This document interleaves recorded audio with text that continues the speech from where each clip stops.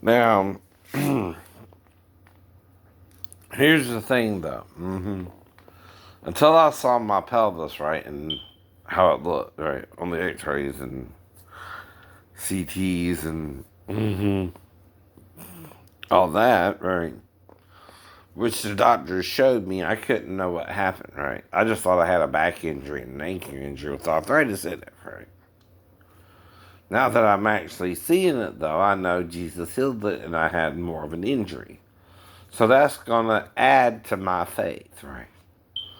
That the whole time I was walking around on this injury and Jesus healed it.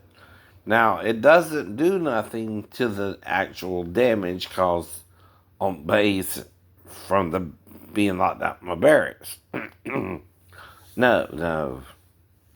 But what it does do, right, is give me more faith that if you shoot me, Jesus can heal me better than the Wolverine, because even the Wolverine morphs. If you break his bone, it completely heals with no arthritis or evidence of a fracture or still being injured, right?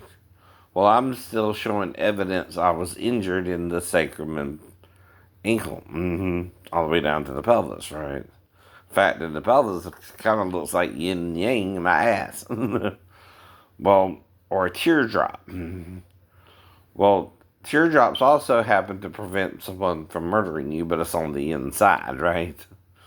You know, it's kind of like in prison, if you murder someone, you can put a teardrop over your right eye. I guess. Whatever that means. That's what Teresa Starling was telling me. And don't mean I'm right, don't mean I'm wrong, but anyway, that's what I heard.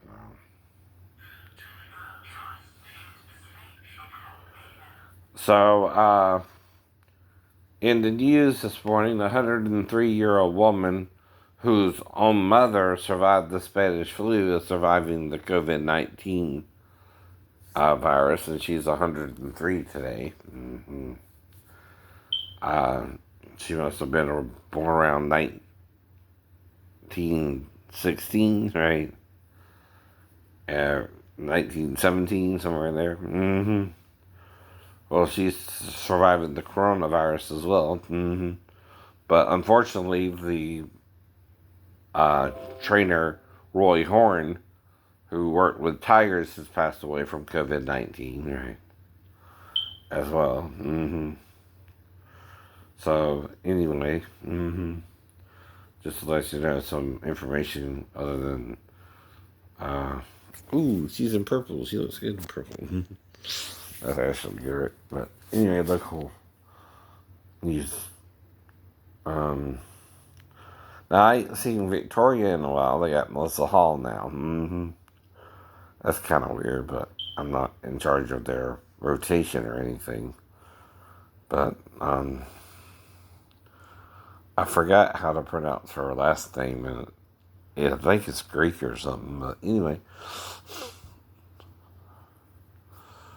I just ain't seen her in a while. They were replacing her with Melissa Hall for some reason, but she's a attractive redhead herself. Now, why do you think I talk about dreams or how people make up stories for SVU and things like that, right? One, you gotta take it from your real life. Like, I remember taking the shower with my mom around 3 or 4.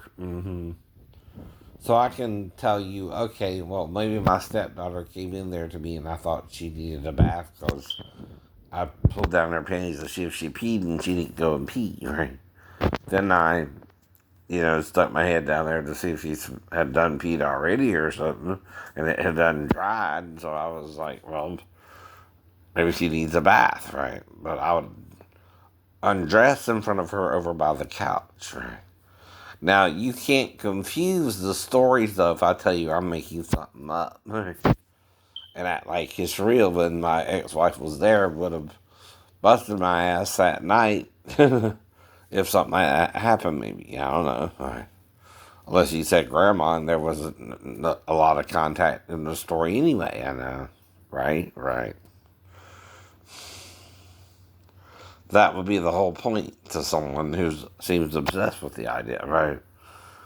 And only someone on base where I'm actually blacked out, or Sal, or his fiance, girlfriend, whatever she was to him, who was living with him at the time, or even Daphne's own family back in Arkansas could have coached her, messed with her that way, not me. Now, if his fiance had a boyfriend who came over during the day, they could have coached her. I don't know. It's just gives me an alibi if she came in there or not, right? Which you can't know about it. If Daphne ain't bringing it up, who the hell are you to bring it up?